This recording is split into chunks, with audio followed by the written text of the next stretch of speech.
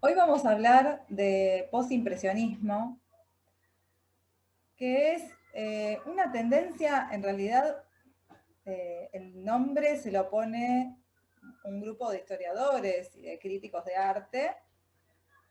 Realmente, por lo general, lo que pasa es que los críticos o los historiadores terminan poniendo nombres a los movimientos o a las tendencias artísticas como para organizar un poco la información para contar la historia después, ¿no?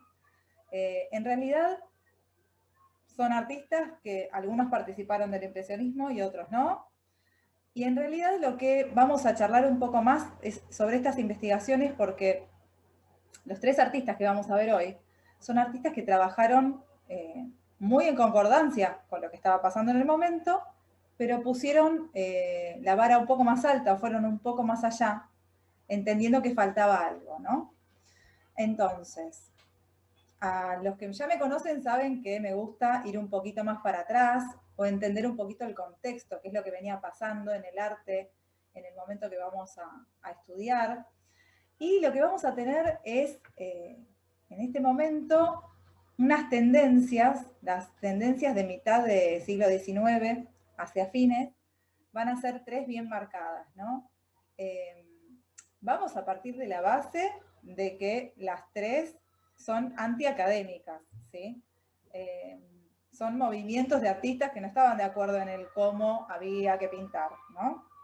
Entonces, por ejemplo, por un lado tenemos el realismo, donde los artistas de la escuela realista de Courbet y los de la escuela de Barbizon, por ejemplo, de Jean-François Millet, ellos van a pintar la realidad como es, como se ve, sin fantasías. Y, por ejemplo, los de la escuela de Barbizon, que fueron súper influyentes, se fueron de París, que es donde pasaba absolutamente todo, se fueron al campo y en el campo pintaron a la gente de campo realizando tareas propias de la vida rural, ¿no?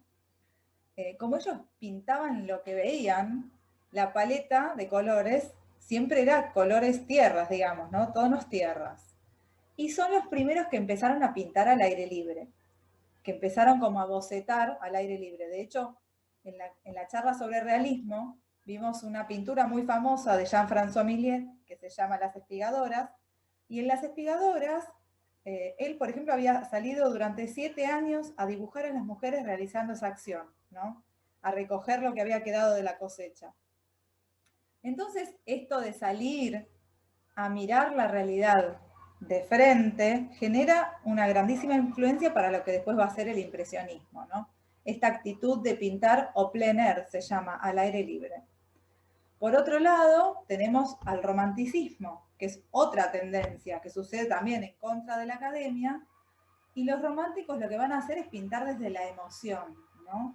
Y van a sentir esta añoranza de volver a la naturaleza que está como perdida por la grandísima industrialización que está sufriendo la sociedad de esa época, ¿no? Entonces ellos van a desear volver a la naturaleza, pero para volver a la naturaleza tienen que imaginar, ¿no?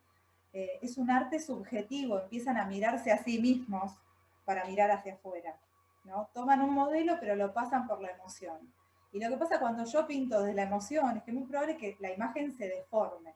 Y esto también va a formar parte de lo que fue después el impresionismo y el postimpresionismo.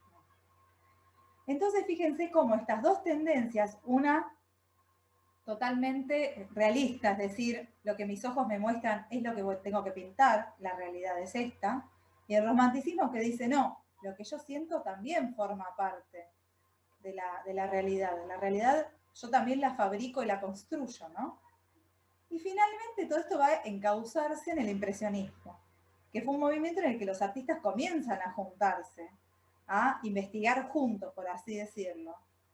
Y la base del impresionismo es captar un instante fugaz, ¿no?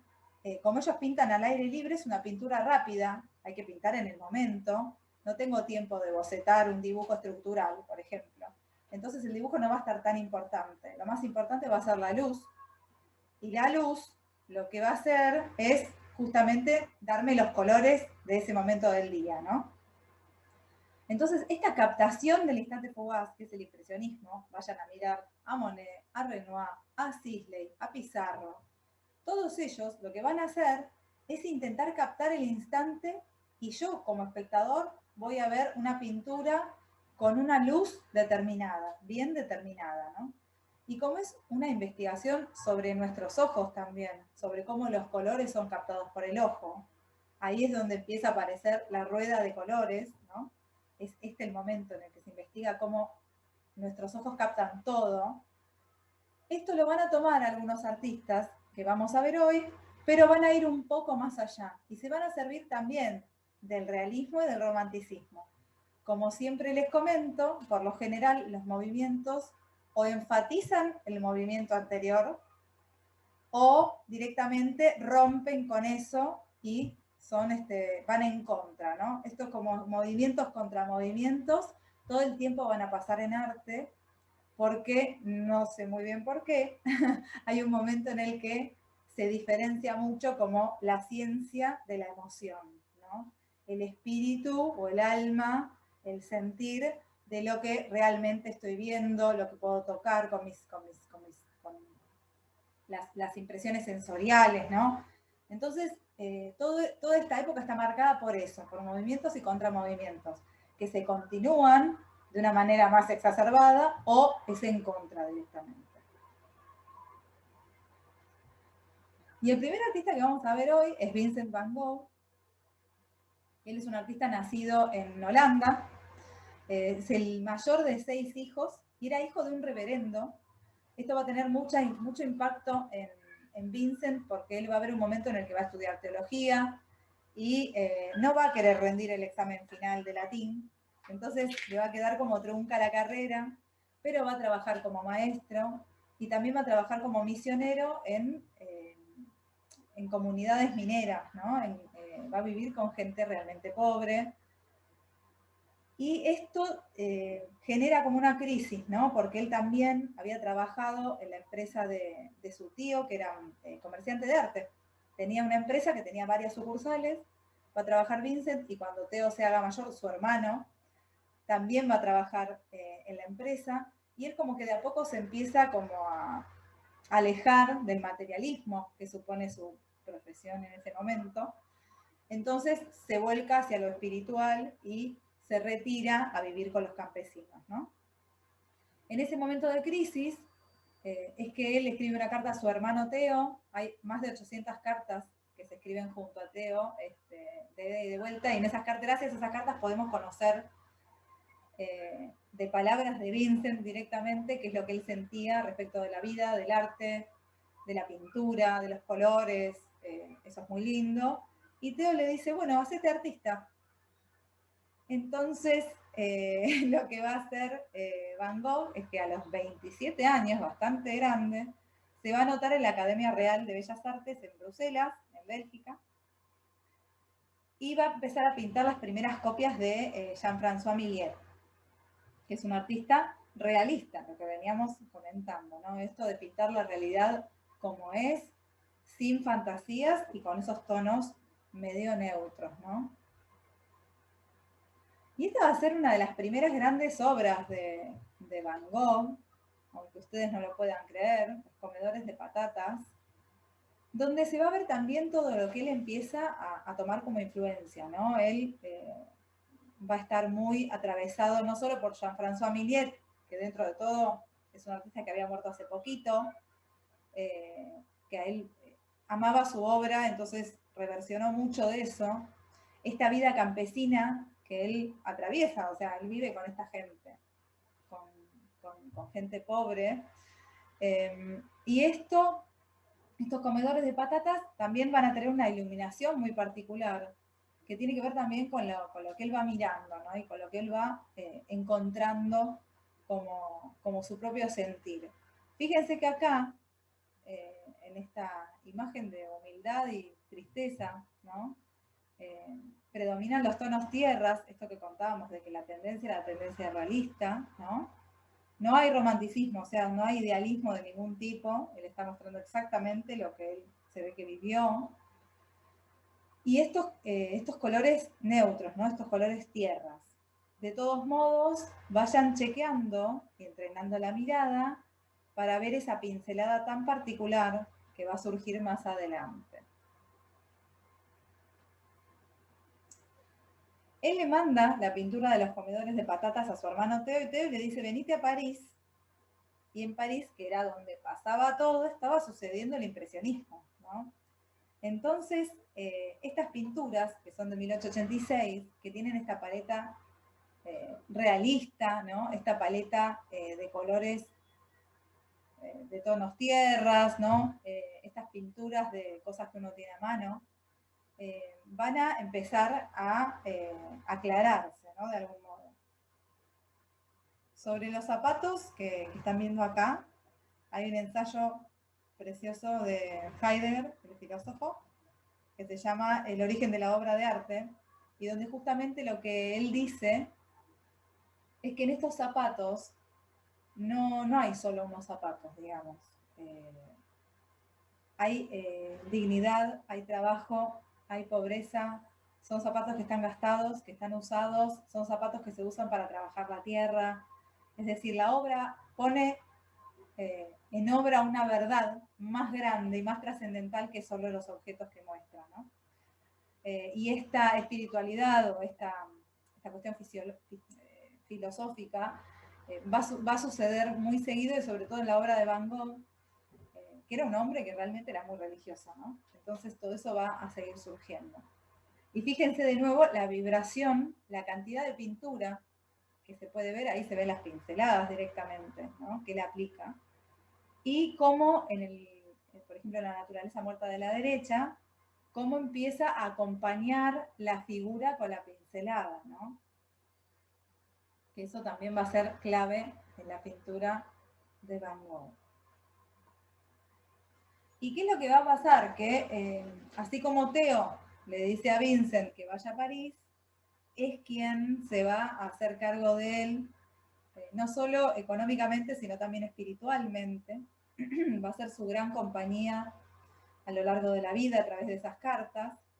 Y Vincent Van Gogh nunca va a tener un peso para nada. De hecho, fue un artista que murió pobre. Y esto de los autorretratos no solo le servía para estudiar, ¿no? La figura humana, qué es lo que pasaba con los colores, sino que también tiene que ver con que justamente no tenía dinero para pagar a modelos. Así que fíjense cómo va cambiando a lo largo del tiempo, desde arriba a la izquierda hasta abajo a la derecha, están puestos en sentido cronológico las pinturas, y fíjense cómo se va aclarando la paleta y cómo se va haciendo más brillante, ¿no? ¿Qué es lo que pasa? Que, como les contaba, el impresionismo trabaja mucho el tema de la luz, pero a través del color, y los colores son colores más brillantes. También se empieza a trabajar el tema de los opuestos complementarios. En un ratito les voy a contar de qué se trata eso. Esto de la pincelada cortita que les contaba, la coma impresionista, donde yo puedo poner un color y otro, y en mi ojo se van a mezclar esos dos colores. Y la cantidad de material que usa Vincent Van Gogh, que es el triple de la que usaría cualquier otro artista, ¿no? También va a estar muy influenciado por los grabados japoneses, que es un poco la moda del momento, así como todo lo exótico, ¿no? Después en Gauguin vamos a ver también cómo lo primitivo, lo africano primitivo, también llega a la París de esa época, y los artistas lo van a tomar y lo van a utilizar. Así que bueno, este shock de color y de grandes trabajos un poco lo agobia a Vincent, y Theo lo manda de vacaciones al sur de Francia, a Arles, que va a ser el lugar donde su pintura va a terminar de explotar de brillo y color. Y les voy a leer algo muy lindo sobre una de las cartas. Bueno, Vincent soñaba con crear una colonia de artistas, ¿no? Había una que se había creado alrededor de Paul Gauguin en Pont-Aven, y él quería hacer un poco lo mismo, y solo lo siguió Gauguin, con quien vivió solo 6 semanas, pero fue suficiente. Y en este lugar, en esa casa amarilla, que la empiezan a llamar así, el estudio donde trabajaron juntos, es donde él pinta estos girasoles. Y le dice a Theo: con la esperanza de llegar a vivir con Gauguin en nuestro estudio, Quiero pintar una serie de cuadros, nada más que girasoles. Si llevo a cabo mi plan, pintaré una docena de cuadros. El conjunto es una sinfonía en azul y amarillo. Trabajo todos los días desde que sale el sol, porque las flores se marchitan enseguida y hay que pintarlo todo de una vez. Así que fíjense cómo acá tenemos la clave del impresionismo, que es pintar el modelo en el momento, y además el tener el impedimento de que las flores se mueren, ¿no? Se marchitan y no es el mismo color cuando la flor se marchita. Y después esto de trabajar con diferentes luces, diferentes paletas. Esta serie, al final, creo que son 7 cuadros, no llegaron a ser 12, pero de alguna manera, acá en Arles, en esta etapa de Van Gogh, donde se perfecciona todo lo que conocemos de él, o lo que hace que Van Gogh sea Van Gogh. Acá les muestro el Sembrador de Jean-François Millet, a la derecha arriba, y 2 versiones, hubo muchas versiones del Sembrador, pero el Sembrador a la puesta del sol para mí es clave para entender qué es lo que pasó con ese sol, con esa luz de Arles que él capta y que empieza a trabajar de una manera impresionante, ¿no? Ese amarillo tan propio de Van Gogh. Se dice que tenía un problema óptico, o que en realidad los problemas psicológicos que tenía en realidad eran neurológicos, y había algo en los ojos que lo hacía ver los colores mucho más vibrantes de lo que eran. No lo sabemos, nunca lo vamos a saber, pero en realidad estos son los colores con los que nosotros reconocemos a Van Gogh, ¿no? Fíjense de nuevo la cantidad de material, ¿no? Como primer punto para entender a Van Gogh, el cuadro es casi un objeto, porque tiene tridimensión. A esa cantidad de pintura o de carga matérica se la llama impasto, ¿sí? Es mucho óleo, que el óleo es una pintura que ya de por sí tiene un cuerpo, y él la aplica no solo con pincel, sino también con espátula y dedos, ¿no? Entonces, la cantidad de pintura es impresionante. ¿Por qué? Porque para él la pintura no es un medio nada más. La pintura es una parte esencial del modelo, de la naturaleza, de lo que él quiere mostrar, ¿no? Además, él pintaba de manera subjetiva. Es decir, él no pintaba solo lo que veía, sino cómo se sentía acerca de lo que veía. Entonces, esto es lo que puede llegar a generar, cuando uno pinta lo que siente, es que se pueden llegar a deformar un poco las figuras, ¿no? Ya deja de ser realista y pasa a ser algo que tiene que ver más con la expresión. De hecho, Van Gogh va a ser una grandísima influencia para el expresionismo alemán, después, que es una de las vanguardias más importantes del siglo XX. Entonces, acá es donde vemos todo lo que hay que conocer de Van Gogh, y él está trabajando a full. En Arles también es donde sucede este evento de la oreja, que no se sabe si se la cortó él, si se la cortó Gauguin. Sí es verdad que hubo peleas tremendas y realmente todo muy fuerte, porque claro, los dos querían superar el impresionismo, o sea, estaban en el mismo proyecto, que era superar el impresionismo, Van Gogh por el lado de la expresión y Gauguin por el lado de lo exótico, pero la realidad es que rivalizaban muchísimo los dos, y bueno, se peleaban muchísimo. Y esto a Van Gogh lo desequilibra mucho, ¿no? Estas peleas con Gauguin, y cuando Theo lo visita, es Vincent el que le dice, que le pide que por favor lo internen en el hospital psiquiátrico de Saint-Rémy, en Provenza, donde estuvo como un año, ¿no? Y eso fue en 1889, que fue un año que pintó muchísimo. Fíjense acá en Arles también, esto de la terraza de café, y esas estrellas tan particulares, ¿no? El amarillo, que siempre les cuento, ¿no?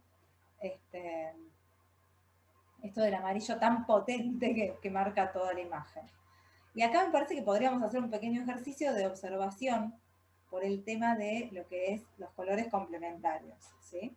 Nosotros en la rueda, nosotros tenemos 3 colores, a ver si lo tengo contado por Vincent y se los cuenta él. Sí, sobre el color. Se lo voy a explicar, Van Gogh, de qué se trata el tema de los colores complementarios. Dice, en los colores hay cosas ocultas de armonía o de contraste, cosas que actúan por sí mismas y que no podríamos expresar por ningún otro medio. Existen en la naturaleza 3 colores elementales que no pueden reducirse a otros. los colores primarios, rojo, amarillo y azul. Cuando dos de ellos se mezclan, aparecen los colores secundarios, naranja, verde y violeta. Cada color secundario, mezcla de dos colores primarios, forma con el tercer color primario un contraste en el que ambos se exaltan a la máxima intensidad. Se los llama complementarios. Un ejemplo de esto sería, por ejemplo, el azul con el naranja, el amarillo con el violeta y el rojo con el verde, ¿no? Esta es la teoría de los colores complementarios. Y fíjense, por ejemplo, en la pintura del dormitorio, cómo aparece todo, ¿no? Esos toques de azul, los toques de rojo y los toques de amarillo. Después la cama es naranja, la mesita es naranja. Tenemos el verde que también nos hace resaltar todo, ¿no? Entonces está todo, toda esa teoría está puesta ahí adentro, ¿no? Y lo que le pasaba a Van Gogh es que en la época en que estuvo internado, muchas de las obras las tuvo como que imaginar y pintar encerrado. Y después hubo una época en la que él tuvo su habitación y su estudio, y también podía salir a pasear un poquito, y estaba obsesionado con los cipreses, ¿no? Y empieza a aparecer en esta época, en esta etapa, este dinamismo de la línea, ¿no? Es como que no solo el color es vibrante, sino que de nuevo la línea hace que todo se mueva, ¿no? Y esto es muy particular, esto no forma parte de nada que se esté haciendo en el momento, ¿se entiende? No es algo realista, no es algo naturalista, es algo que está dentro de él. Así es como él siente o vibra la naturaleza.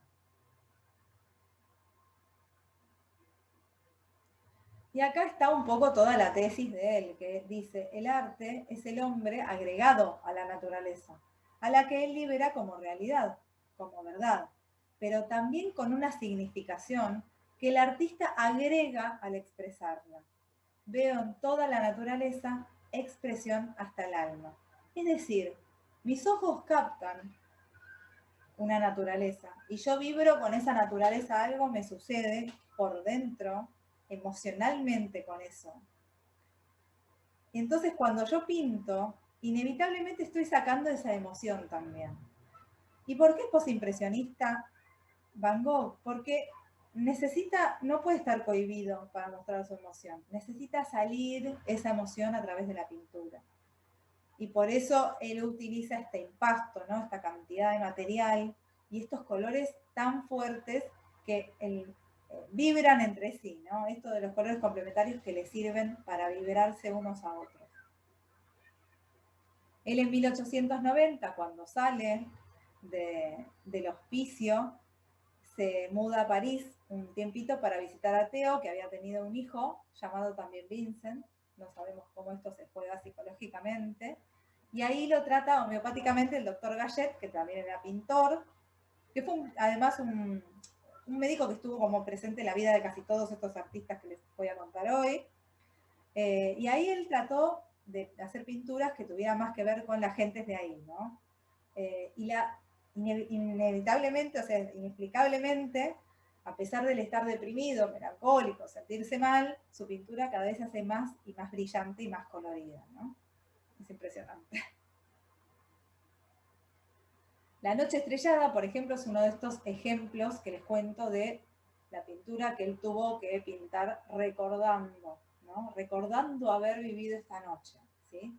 Y fíjense que está todo construido a través del color, ¿sí? Y el color son tres colores. La obra tiene tres o cuatro colores nomás. Tenemos blanco y negro para la máxima luz y la máxima oscuridad, pero en toques, ¿no? En algunas de las estrellas, en la montaña, un poquito en el ciprés, pero todo el cuadro está pintado con azul y amarillo y el verde del ciprés, ¿no? Entonces, inevitablemente nuestro ojo armoniza todo eso. Y aunque eso vibre, no es molesto, no es disonante. Estamos en la misma paleta de colores análogos. Entonces estamos dentro de una armonía, ¿sí? Pero fíjense que él está realmente vibrando, ¿no? Con ese cielo. Nadie vio nunca un cielo así. Y es una forma como muy particular de trabajar.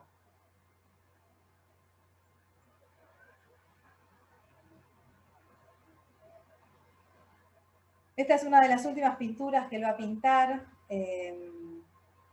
a pesar de que el doctor Gallet le da el alta, su estado de ánimo no mejora y él tenía culpa de depender de su hermano Teo y también por su fracaso como artista, vendió una sola obra en toda su vida.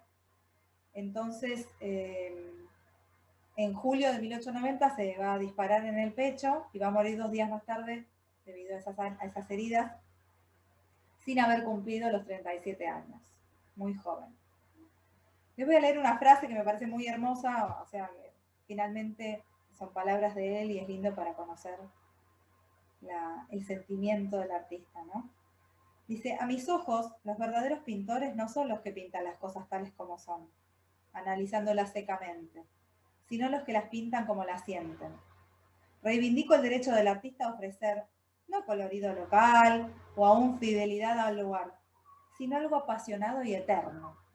Lo que el colorido es en el cuadro, eso es en la vida el entusiasmo, y no es poca cosa buscarlo y conservarlo.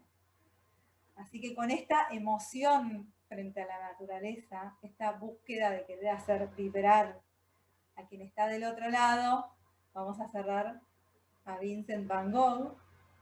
Y como siempre hago un pequeño resumen para que puedan de alguna manera quedarse con lo más importante, ¿no? Cuando hablamos de Van Gogh, hablamos de una naturaleza sentida, de una naturaleza vivida desde la emoción. Y su pintura va a estar atravesada por la emoción. El color en Van Gogh va a ser la herramienta esencial para mostrar esa magia de lo natural y las emociones que él tiene dentro cuando observa la naturaleza. Su influencia más grande va a ser el expresionismo alemán, que los artistas van a tomar justamente esto de la deformación de las figuras y el color para transmitir emociones, ¿no? Para que se den una idea, 3 años después de la muerte de Van Gogh, Edvard Munch va a estar pintando El Grito, que es una obra clave de la vanguardia expresionista, después de haber visto obras de Van Gogh en París. Bueno, el segundo artista post-impresionista que vamos a ver hoy es Paul Gauguin. Es un artista que viajó por el mundo desde que era muy chiquitito. De hecho, era nieto, su mamá era la hija de Flora Tristán, una feminista y socialista peruana, entonces él vivió hasta sus 7 años en Lima, Perú, y ahí estuvo en contacto con esto que decimos de lo primitivo, que en realidad no es, sino que era lo precolombino. Serían como por ahí visualmente sus primeras influencias. A los 7 años van a volver. Esperen que ahí llegó alguien más. A los 7 años van a volver a Francia, sin el papá que muere ahí en Perú. Y bueno, a los 17 años él se va a meter en la marina y le va a dar la vuelta al mundo. Y después, de vuelta en París, a los 23 años, se va a hacer agente de bolsa, corredor de bolsa, ¿no? Esto le va a dar muy buenos ingresos y con estos buenos ingresos va a empezar a coleccionar arte. Lo que había para coleccionar en ese momento en París, imagínense, era impresionismo, ¿no? Entonces, él va a no solo empezar a pintar, sino también a coleccionar obras de arte de los impresionistas y de algún modo también así buscar o intentar ser parte del grupo, ¿no? Lo que pasa es que Gauguin, desde siempre, utilizaba unos colores muy extraños para lo que pintaba, ¿no? Y cuestión que termina dándole una patada a lo que es el impresionismo y pensando que es un grandísimo error como ellos pintan. Y ahora les voy a mostrar, mientras les muestro alguna imagen. Ahí estamos en Arles, en esa etapa que él vive con Vincent van Gogh. Y dice así, los impresionistas buscaron en el ojo el lugar de bucear en el fondo misterioso del alma, y por eso cayeron en motivaciones científicas. Un dogma más. Todo ese montón de colores correctos es algo sin vida, congelado, una mentira. ¿Qué es lo que pasa? Que él se va a basar en otra cosa, que es lo primitivo, ¿no? Él va a ir a lo más primitivo o primigenio que tenemos los seres humanos, ¿no? Como que todos tenemos esa parte animal y la va a ir encontrando a lo largo de su vida, se va a ir como encontrando con esa idea a lo largo de su vida, así que lo vamos a empezar a ver de diferentes maneras. Y dice así: el arte primitivo parte del espíritu y se sirve de la naturaleza. El así llamado arte refinado parte de las imágenes sensoriales y sirve a la naturaleza. Así caíamos en el error del realismo. Los artistas han perdido todo su salvajismo, por lo que no poseen ya ningún instinto. El pintor de la naturaleza primitiva posee la simplicidad, el hieratismo sugestivo, la ingenuidad un poco desmañada y angulosa. Plasma a través de la simplificación, mediante la síntesis de las impresiones que se subordinan a una idea general. Que esto es lo mismo que decir abstracción, ¿sí? O sea, lo que él va a hacer cuando pinta es suprimir los detalles, ¿sí? Los detalles van a aparecer al final, cuando ya esté todo planteado. Pero lo que él va a hacer va a tratar de ir a lo más básico de lo que le da la naturaleza. Y también le va a aportar lo sugestivo, que es para él un valor, ¿no? ¿Y esto con qué se hace? Con el color. Si el color es el color exacto de la realidad, no va a pasar nada simbólico ahí. Pero con Paul Gauguin se empieza a encender lo que es el simbolismo, ¿no? Y él va a empezar a usar colores que no tienen nada que ver con la realidad. Fíjense la cara de esta mujer, tiene la cara verde, ¿no?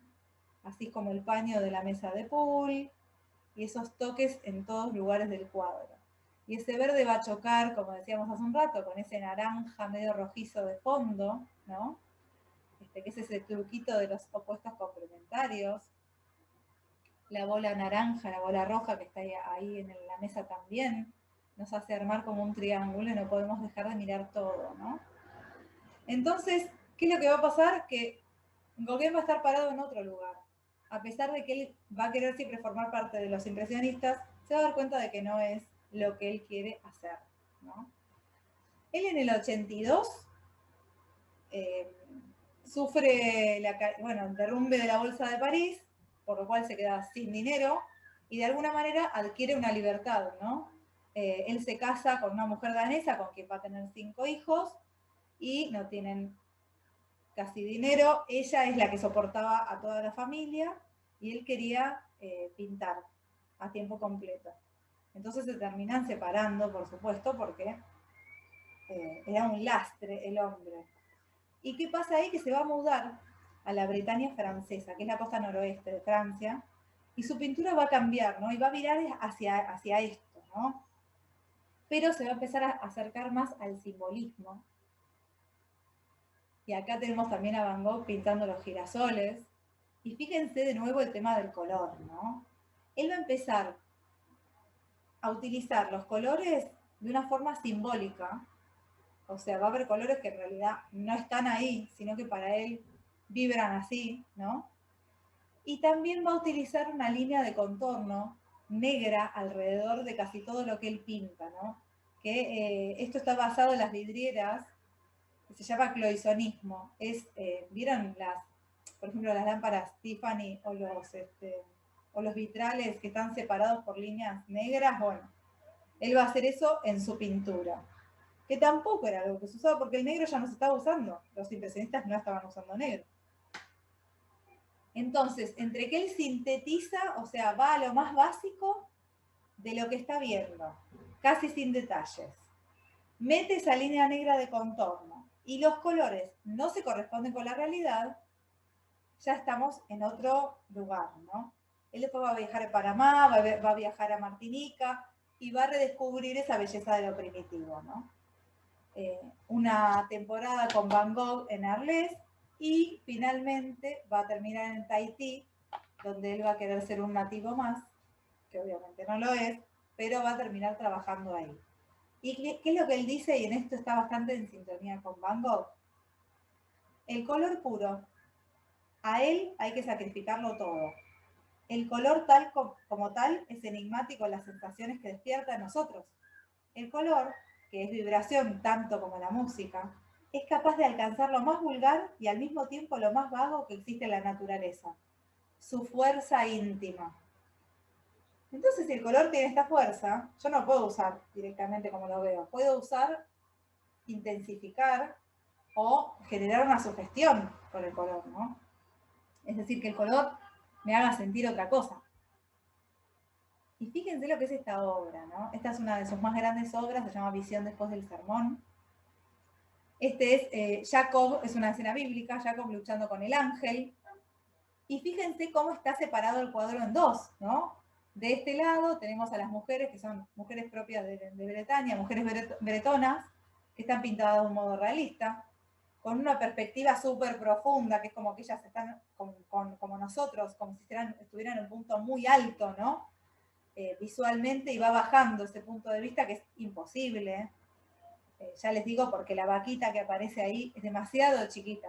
Es como que no hay forma de que esta perspectiva sea realista, sino que está bastante forzada. Separa el cuadro una rama de un árbol también, en el medio del cuadro hay una rama. Y del otro lado está pasando esta escena que es como como si fuera una visión sagrada, ¿no? Que están teniendo ellas después de la iglesia. Que están viendo a Jacob luchando con el ángel, ¿no? ¿Y cómo nos damos cuenta de que todo esto sucede de una manera muy sobrenatural? Por la tierra roja. En Bretaña no hay tierra roja en ningún lugar, ¿no? Entonces el color es 100% simbólico. Para generar una atmósfera, yo puedo usar el color que quiera, pero si uso el color local, o sea, un pastito verde, deja de tener esto de ensoñación, ¿no? De surrealismo también, de algo como que estamos vivenciando algo que es una fantasía, ¿no? Entonces, Gauguin, con estas imágenes, con estas ideas, no solo va a ser tomado por Matisse, que es quien después va a trabajar sobre el color, como lo hizo de manera expresiva, como lo hicieron tanto Van Gogh como Gauguin, sino además a los surrealistas, ¿no? Porque está imaginando una escena de cero, la está imaginando y la está pintando, con colores que no tienen nada que ver con la realidad. ¿Sí?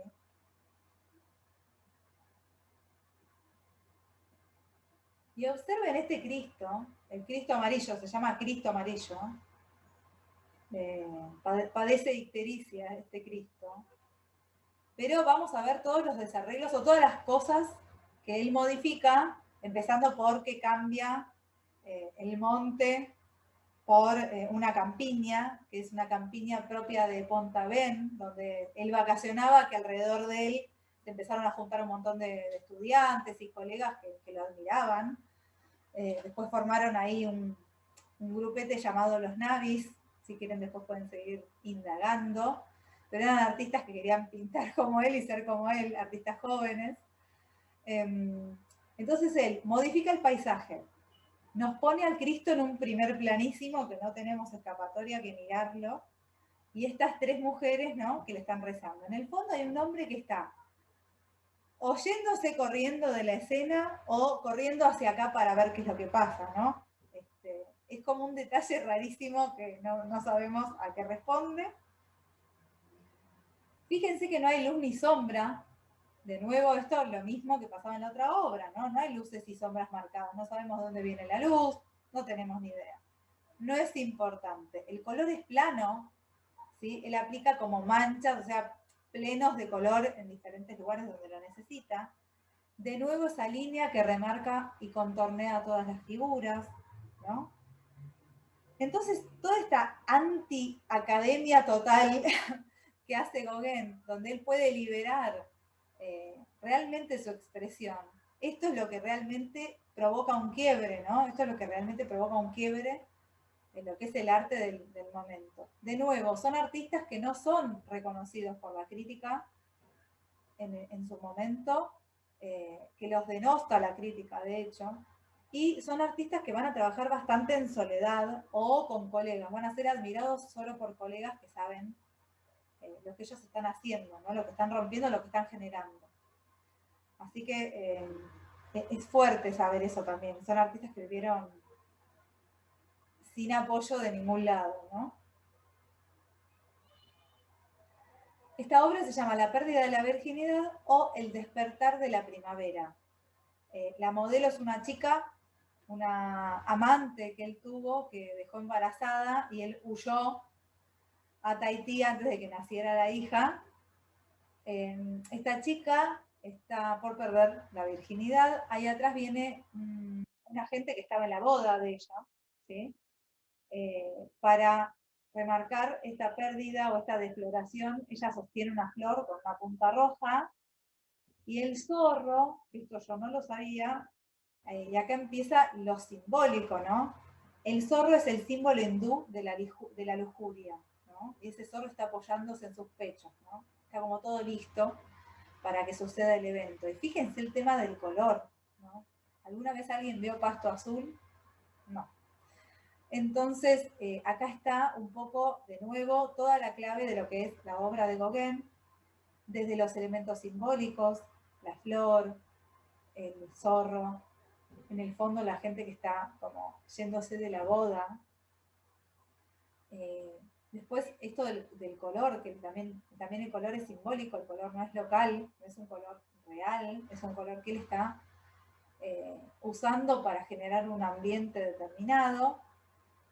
Y esto de las líneas que remarcan y contornean cada plano de color, ¿no? Esta pintura la tenemos en el Bellas Artes, es muy, muy hermosa, no es enorme, pero bueno, es muy bella. Como ustedes pueden ver acá, está en la etapa de Tahití, él va a llamar las obras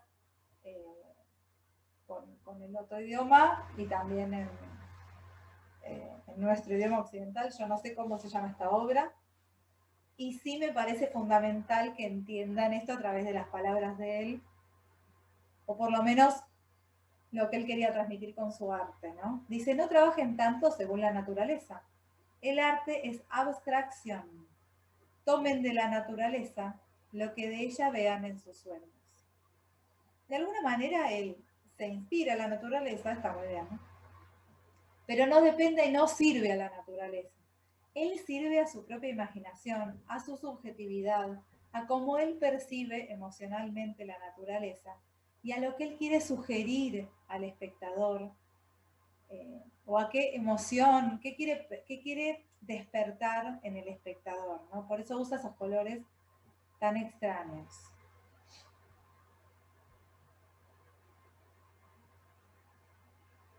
Y esta obra, El espíritu de los muertos observa, se llama también Manao Tupapau.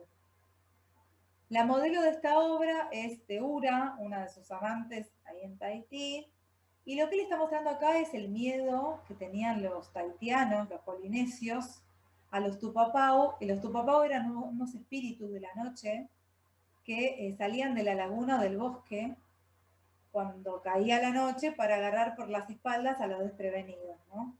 Y llevárselos, un poco como nuestro hombre de la bolsa, ¿no? Pero en Tahití. Él está mostrando esto, de hecho Teura en la imagen está como si estuviera tiesa por el miedo, ¿no?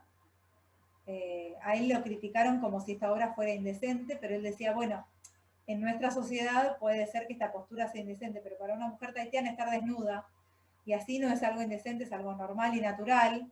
Lo que yo quería mostrar era el miedo que ella tenía, ¿no?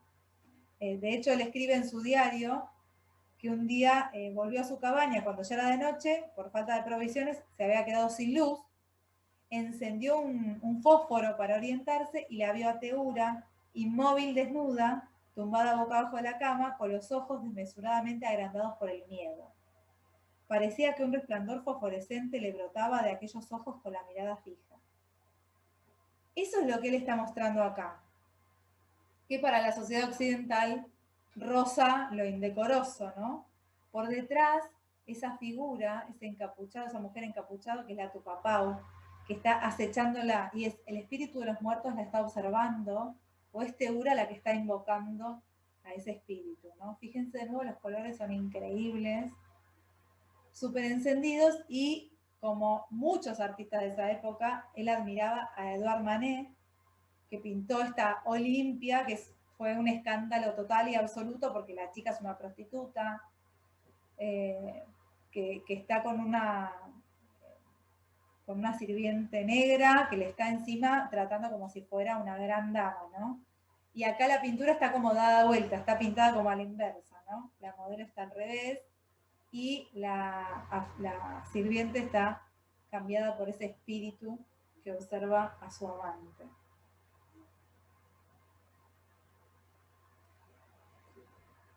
Y esta obra, que se llama ¿De dónde venimos? ¿Quiénes somos? ¿A dónde vamos? Es un gran tema filosófico, muy fuerte. Es una obra maravillosa, increíble, que tiene todos los condimentos de lo que hablábamos de Gauguin hace un rato. Esto de estas figuras como pesadas, ¿no? Son figuras que cargadas, el tema del color simbólico en este bosque azul, las figuras o los iconos de las deidades, ¿no? Los animales, como que está todo un mundo ahí, el mundo humano, cómo está conformado el mundo humano, ¿no? Y les voy a contar un poco, con palabras de él, qué es lo que pasa con esta obra. Dice, antes de mi muerte, porque él intentó suicidarse, puse en el cuadro toda mi energía, en este cuadro, pintando sin correcciones, una visión pura. A mi decorado, que pinté y al mismo tiempo soñé como inacible alegoría, me falta formación literaria, unido en mi sueño con toda la naturaleza ante el misterio de nuestro origen y nuestro destino. Al despertar, cuando mi obra estaba terminada, me dije, ¿de dónde venimos? ¿Quiénes somos? ¿A dónde vamos? Una reflexión posterior, no una parte del cuadro, y que obediente a la luna encontró después el título. Mis composiciones no parten de una idea a priori. He intentado dar forma a mi sueño en un decorado sugestivo y sin ayuda de recursos literarios, y con el oficio más simple que fuera posible. El sueño presentido es algo más poderoso que toda la materia. Presentir una dicha, ¿no es como un presentimiento del nirvana? Fíjense todo lo que está pasando en esa persona cuando está plasmando esa pintura, ¿no? No tiene una idea a priori, pero lo que sí hay es esto de, digamos, percibir la naturaleza humana, esas preguntas que además son eternas, ¿no? Todo eso está dentro de él cuando él pinta, no necesita más. Y tengan mucho en cuenta esto del decorado sugestivo, porque él justamente está tratando de sugerir, está tratando de generar emociones, ¿no? Con su pintura. Él va a volver ocasionalmente a París, pero su reconocimiento jamás llega, nunca lo terminan de integrar como si fuera un artista importante. De hecho, su máxima influencia la va a influir sobre estos chicos jóvenes que les contaba que se reunían alrededor de él en Pont-Aven, que van a generar nuevos movimientos. Y más tarde, luego de su muerte, va a ser Matisse quien va a tomar esto del color libre, ¿no? El uso del color con tanta libertad y expresión. Y Picasso, que se va a enamorar del primitivismo, ¿no? De esto de lo indígena, ¿no? Lo va a volver a tomar, sobre todo, por ejemplo, para sus señoritas de Aviñón. El expresionismo también va a tener muy en cuenta todo esto de aflorar o sugerir, ¿no? Esto de la imaginación y de usar el color de manera libre. Y una última reflexión dice, si el artista quiere sacar a la luz una obra creadora, no puede imitar a la naturaleza, sino que debe tomar los elementos de la naturaleza y crear un elemento nuevo. En pintura, explicar no significa lo mismo que describir. Por ello prefiero un color sugestivo y un símbolo a una novela pintada. Así que todo lo que es literal en Gauguin no va a aparecer, no lo van a ver, porque él no está buscando eso. Entonces, Gauguin, cuando pensamos en Gauguin, tenemos que acordarnos de que lo primitivo es una fuente de inspiración muy importante, de que él va a hacer una síntesis en la forma. No nos va a mostrar todos los detalles, sino la figura de la manera más simple que pueda. Piensa la pintura como un decorado sugestivo, ¿no? Que a través del color, que es la vibración y la fuerza íntima de la naturaleza, nos tiene que generar otra emoción. Y piensa el arte como una creación nueva, no como parte de la naturaleza, sino como algo que el hombre, atravesándolo con la pintura, crea algo nuevo. Va a influir en el fauvismo de Matisse, en Picasso, que va a comenzar en esa etapa, en alguna de sus etapas con el tema de las máscaras africanas, y en los expresionistas.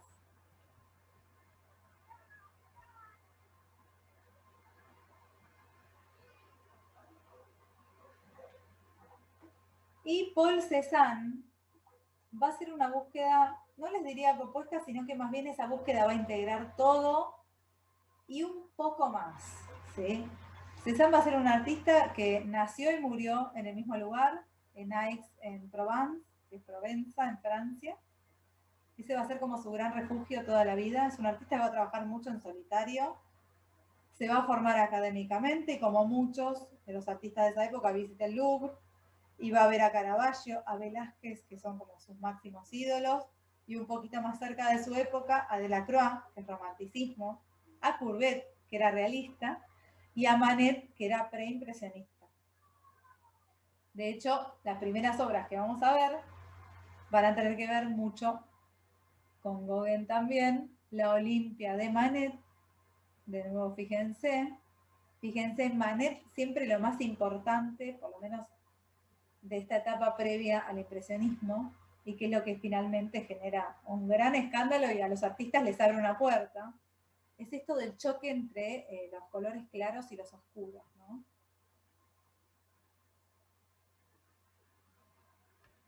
Las primeras obras que vamos a ver de Cézanne tienen que ver justamente con esa Olimpia, con dos versiones sobre esa Olimpia que fueron totalmente criticadas y odiadas por las gentes de esta época, más que nada porque Cézanne se va incluso más allá del impresionismo. Fíjense la de la izquierda, él formó parte del impresionismo y de hecho expuso en la primera y en la tercera muestras impresionistas, pero realmente ya es como muy demasiado libre esa pincelada. Esa mujer está flotando en las sábanas. Hay un hombre mirando que según dicen es él mismo, como si fuera un autorretrato dentro de lo que es la Olimpia. O sea, él está homenajeando a Manet más todavía porque hasta se plasmó él, ¿no? Y esa cosa tan fluida, tan relajada, chocó mucho, ¿no? La de la derecha tiene un poco más de estructura, pero tampoco va a tener mucho que ver este periodo impresionista con lo que Cézanne aportó al arte después, ¿no? Él empezó como a aclarar su paleta cuando se hace muy amigo de Camille Pissarro, a quien tomó como maestro. Fue su gran amigo, pero también fue un gran maestro. Y con él va a trabajar muchos años, entonces directamente su pintura se va como a ir aclarando, ¿no? Va a dejar de tener esta paleta propia del realismo. Y lo que va a hacer Cézanne, que es la clave para mí, para que sepan desde ahora, hay unos periodos que van de 1880 en adelante, que son los periodos constructivo y el periodo sintético. Cézanne va a empezar a pensar no solo en el color, que es lo que los impresionistas estaban trabajando fuertemente, no solo en el color y en esto de la teoría de los colores complementarios, que fíjense que acá está perfecto, acá vemos el naranja, el verde, el azul, están como todos los colores unos dentro de otros, ¿no? Es el color el que nos lleva a través de toda la pintura. Fíjense que en el traje verde del hombre de la derecha tenemos toques de naranja, ¿no? Son colores que se hacen vibrar unos a otros. El hombre con el saco azul, lo mismo, ¿no? Tienen sus toques de naranja en su saco también, ¿no? Entonces recorremos toda la pintura a través del color. Pero no solo el color es importante, sino cómo vemos, ¿no? Él se va a empezar a preocupar por entender la percepción visual, ¿sí? Por eso va a ser tan importante para el cubismo después. Porque él va a decir, fíjense que las proporciones de estas personas son rarísimas, ¿no? Son súper largos, tienen mucho hombro. Bueno, eso pasa porque Cézanne está mirando con los dos ojos. Y cada ojo recoge una cantidad de información diferente una del otro, ¿no? Y es el cerebro el que termina de organizar la imagen. Entonces, Cézanne va a decir, el hombre, el ser humano, es un aparato receptivo de impresiones sensoriales, o sea, recibe las impresiones, pero es el cerebro el que ordena todas esas impresiones. Y para ordenar todo eso, yo me tengo que servir de color, pero también de la forma. Y para servirme de la forma, tengo que sintetizar y simplificar. ¿Y a qué se reduce todo? Al cilindro, a la esfera y al cubo. Entonces, en Cézanne va a aparecer este doble juego, ¿no? De seguir trabajando el color, pero que ese color de a poco va a ir formando la estructura de algo que lo percibimos de manera, digamos, doble, ¿no? Y él va a mostrar las dos perspectivas dentro de una misma pintura. Por eso todo se va a ver como extraño en la pintura de Cézanne. Y va a tener estas naturalezas muertas que son increíbles, donde, fíjense ustedes, por ejemplo, en la de la izquierda, de nuevo el tema del color, ¿no? Ahí está ese paño azul a la derecha con las manzanas que tienen tintes naranjas, ¿no? El azul y el naranja se hacen vibrar, está el verde, tenemos también este fondo rojizo. Entonces todo, digamos, me lleva a través, ¿no?, de la pintura. Y después que de alguna manera él está pintando todos los objetos, como de arriba y de frente, ¿no? Me está mostrando múltiples perspectivas, porque justamente mi ojo percibe todo eso, lo percibe de manera extraña, no lo percibe como con la maestría técnica de los artistas del Renacimiento. Nuestra percepción es distinta. De hecho, fíjense, la pintura de naturaleza muerta con manzanas, si estuviéramos en un cuadro de Renacimiento, la fruta se cae, se desliza y se cae de la mesa, ¿no? Entonces, eso es lo que Cézanne va a aportar al mundo del arte. Va a decir, hey, como la forma en que nosotros percibimos es como tenemos que pintar. Esa es la forma de ordenar de manera lógica las impresiones sensoriales que tomamos de afuera, ¿no?, de la naturaleza. Y fíjense, acá pasa lo mismo. Fíjense la mesa que parece que estuviera chueca, ¿no? Es que esas dos perspectivas son las que yo veo. La jarra lo mismo, la jarra la estoy viendo de perfil y la estoy viendo desde arriba también, ¿no? Y todo este juego de colores, ¿no?, que se repiten en toda la pintura. Fíjense que las manzanas y los melocotones tienen toques de azul. Ese azul que tiene sobre todo en donde predomina el paño del fondo. El paño de frente directamente se ve el azul. Es un blanco lechoso pero con azules, ¿no? Aparecen también esos naranjas en el paño, en la mesa. Toda la obra está compuesta con las mismas tonalidades para que justamente haya armonía, ¿no? Les quería leer una frase que estaba buena sobre esto, en la que dice: cuando juzgo el arte, agarro mi cuadro y lo pongo junto a un objeto, obra de Dios, como un árbol o una flor. Si desentona, no es arte. Para Cézanne, lo más importante es la certeza de que él está mostrando las cosas como realmente las vemos. Y no las vemos desde un solo punto de vista. Entonces la pintura de él va a ser pesada, estructurada, y toda esa estructura la va a hacer a través del color.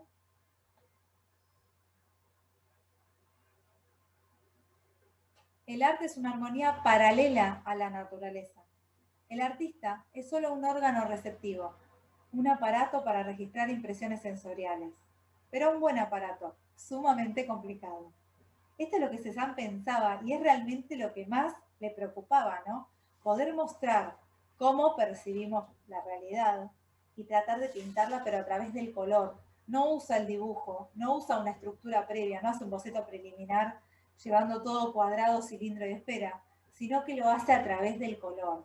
Entonces, las pinturas, fíjense, él tarda años en completarlas. Las grandes bañistas, 5 años tardó en completar la pintura, ¿no? Y es una pintura bastante tiesa que deja mucho que desear sobre la figura humana. Él no está estudiando la figura humana, está yendo más allá. Tenía una personalidad muy arisca, de hecho tuvo un ida y vuelta, él tenía una pareja con quien no se podía casar porque el padre no quería saber nada, con ella tuvo un hijo y nunca terminaron de vivir juntos porque como no había forma de congeniar. Él siempre se aisló, se mantuvo acá en Provenza, que fue donde le gustó vivir más, y en una de las casas donde vivió veía este monte, el Monte Santa Victoria, que lo pintó una y otra vez. ¿Sí? Y a mí lo que me encanta por ahí, que podemos ver, sobre todo en el cuadro de la derecha, ahora le voy a mostrar dos más, es esto que le contaba de que las pinceladas de color son las que van conformando la estructura. Acá se nota bastante, y fíjense en estas dos, es increíble, porque el espíritu de lo que él está pintando está, pero él está buscando estructura, está pintando la estructura, y fíjense el color, es maravilloso, ¿no? Entonces, esto de, digamos, la búsqueda de la estructura, pero a través del color, lo que hace es terminar de sintetizar todas las búsquedas, ¿no? La búsqueda de los impresionistas y también la búsqueda de los próximos artistas que se van a preocupar por mostrar las cosas desde diferentes puntos de vista, que son los cubistas.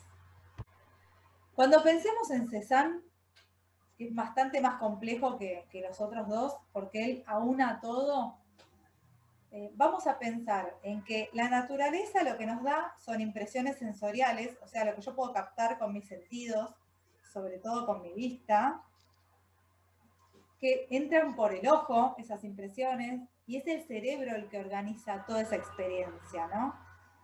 El color para él va a ser un medio, no para expresar la emoción como pasaba con Gauguin y Van Gogh, sino que va a ser el medio para plasmar la figura esencial. Y esa figura va a estar geometrizada, va a estar basada en la esfera, en el cilindro y en el cubo, ¿sí? ¿Y qué va a pasar con esas figuras? Esas figuras van a estar mostradas desde múltiples perspectivas, porque nuestros propios ojos recogen diferente información, el ojo derecho del ojo izquierdo. Él va a estar mostrando toda esa información y cómo se organiza de manera lógica a través del cerebro con la pincelada y el color. Va a usar del impresionismo la teoría de los colores complementarios, estos colores que se hacen vibrar unos a otros y que se aparecen en diferentes lugares, terminan de armonizar la composición, que también era un tema muy importante para Cézanne.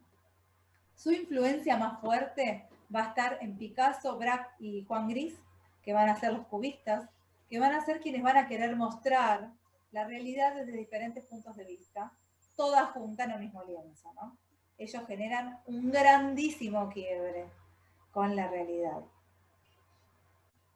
Vamos a pensar que el postimpresionismo, como les contaba al inicio de la charla, es un nombre que se le pone a un grupo de artistas que fueron un poco más allá de la investigación óptica que hace el impresionismo, de esto de querer captar el instante fugaz. Hay más atrás de eso, y estos tres artistas tienen investigaciones muy interesantes. Son tendencias individuales o pequeños movimientos que toman la investigación impresionista y la trascienden a través de la emoción, en el caso de Van Gogh, a través del simbolismo, en el caso de Gauguin, o de la construcción de las formas, en el caso de Paul Cézanne. Son artistas que generalmente trabajan en soledad, admirados por sus colegas contemporáneos, denostados por la crítica, pero que abrieron caminos para las vanguardias más importantes del siglo XX.